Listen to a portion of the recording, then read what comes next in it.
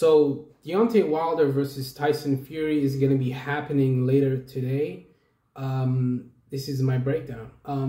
I think that Tyson Fury definitely is the deserved favorite coming into this fight, but I don't think that it's a sweeping favorite. You know, I don't think Deontay Wilder is some like 5-1 underdog or no shit like that. No, it's a pretty close fight. You know, I mean, I would be close to saying that it's a pick'em fight.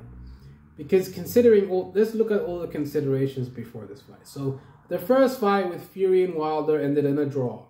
Most people, the vast majority of boxing fans and pundits, feel that Tyson Fury won the first fight. Tyson Fury won the first fight, right? And so, but he didn't. Officially, he had a draw. So that's a draw on the books, whatever.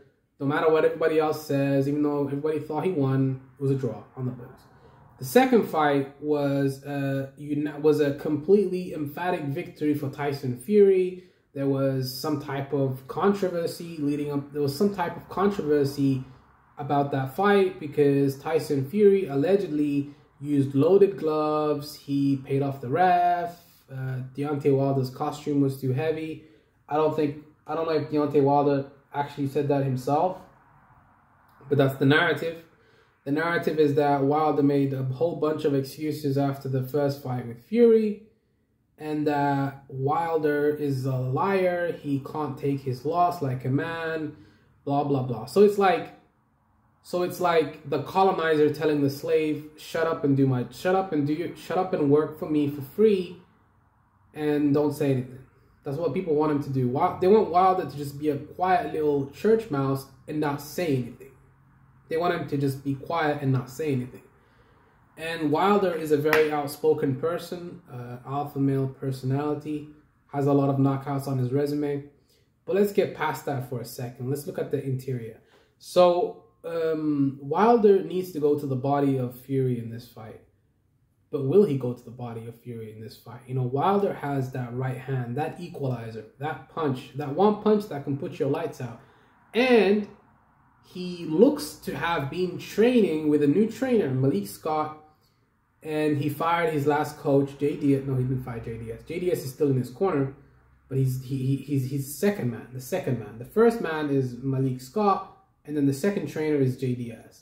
But he fired his Olympic gold medalist coach because he threw the towel in, right?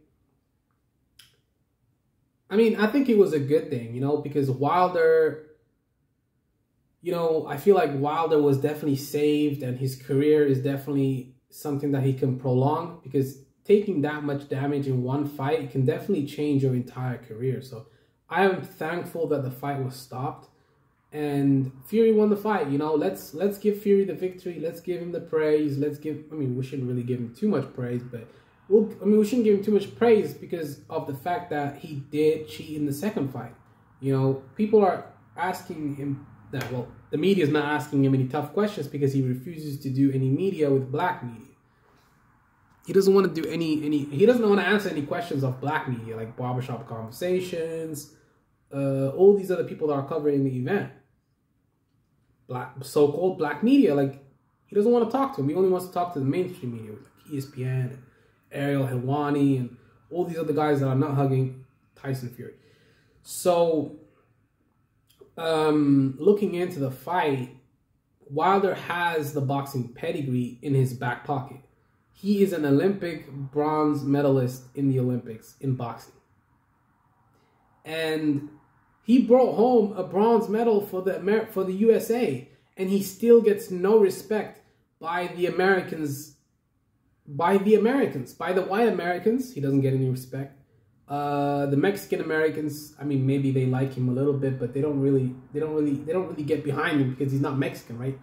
But the white Americans, they don't respect Wilder. They don't want Wilder to do well. They want Tyson Fury to win the fight because he's white, but he's not an American. He didn't win a bronze medal for you guys in the Olympics. He didn't stand up for the Star-Spangled Banner. He is a foreigner, and he gets more support than the former domestic heavyweight champion of the world. And that's kind of disgusting. I feel like that's disgusting. I think Wilder should be an actual sensation, and he should be promoted as the heavyweight champion. When he used to be the heavyweight champion of the world, he wasn't promoted like that. Nobody knew who he was. Nobody cared about him. But that's the thing. Like, people say they want knockouts and they want victories and emphatic victories, and they want people to get knocked out. They want to see blood. But every time Wilder delivers that, people still hate on his boxing ability. So you can't win for losing. If Wilder goes the distance and beats him on points, then they'll be like, oh, he should have knocked him out. Then if you knock him out, then they say, oh, well, you should have gone the distance. You should have showcased your boxing skills more. So really, at the end of the day, you can't win for losing. I think Wilder should just block out all the noise. Block out all the noise for this fight. They say, you can't block all that out. Block all that out. Just focus on the task at hand. Focus on Tyson Fury. That's the one man you should be focused on. And I know that Wilder left no stone unturned for this fight. And I feel that he is in a very good place emotionally, spiritually, physically. He's with a new camp. He trusts Malik Scott because Malik Scott has actually been in there with him in the fight. People say, oh, Malik Scott dived. That was a dive. Okay, well, even if it was a dive, and I don't think it was, we don't care about that. What we care about is Malik Scott's ability to train Deontay Wilder to put a beating on Tyson Fury. And that's what we're trying to accomplish here. And you know, I want Wilder to have the mindset going into this fight that Tyson Fury was better than me in the first fight. That's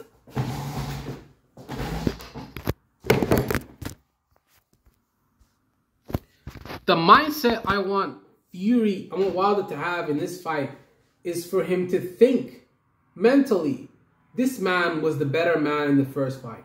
He was better than me. He beat me fair and square. You know, just accept the loss and try to move on with it.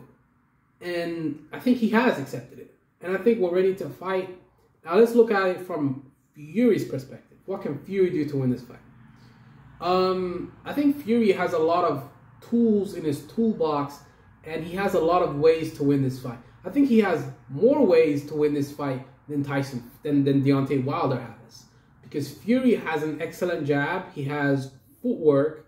For a guy that tall and that big, to be able to move around the ring like the way he does is extraordinary. Fury is a very good boxer. In and out, he moves very well. He can stick and move.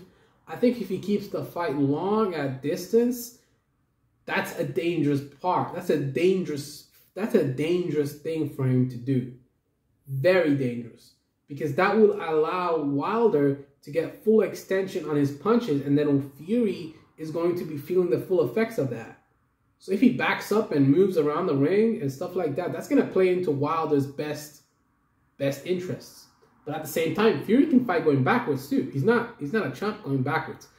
Wilder can't fight going backwards though.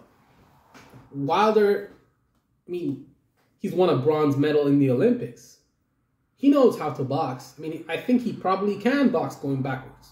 We just haven't seen it in the ring. We just haven't seen it being illustrated in his boxing matches. I think he fell in love with his power, and then he veered away from the boxing. But I think the boxing knowledge that he had to win the Olympics is all here. It's all in the brain. It's all in his mind. I think he just needs to tap into that. And I think Malik Scott has allowed him to tap into that knowledge and that little pool of knowledge that he has in his back pocket. Just get it out of your back pocket. Just open it up, man. Get it out of your pocket and use it in this fight. Showcase your ability and get this dude out there, man. Because Fury talks a lot of shit. I just want to see Fury get knocked out and go unconscious.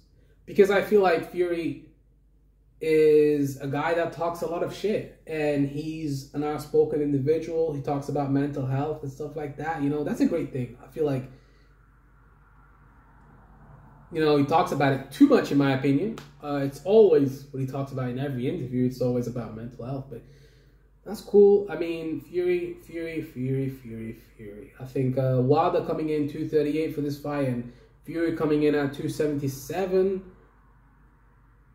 I think that's a good thing. Because Fury can't push him back and force him to go on the back foot and put his weight on him and lean on him in the clinch, nah, that ain't gonna be a problem anymore because Wilder can push him back and push him back and push him back and make Fury fight on the back foot.